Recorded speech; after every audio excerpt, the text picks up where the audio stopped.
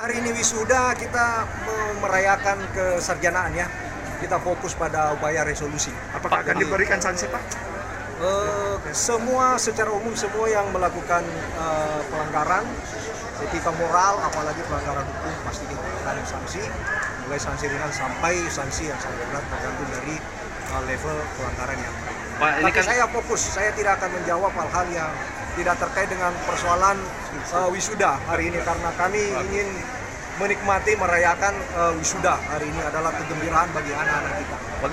bagaimana tanggapannya itu, Pak, yang soal pembunuhan ini? Sekali lagi saya katakan, saya bicara wisuda dulu ini ya. Fokus wisuda karena anak-anak kita merayakan kegembiraan. Tentu kita merasakan kesedihan orang-orang yang terkait dengan persoalan ini. Tapi sudahlah, saya tidak akan menjawab dan tanyalah hal-hal yang lebih menghidupkan, menghasilkan energi positif bagi alma mater ini, bagi wisudawan wisudawati kita, anak-anak masa depan kita. Saya kira itu ya. Terima kasih banyak. Ya, makasih.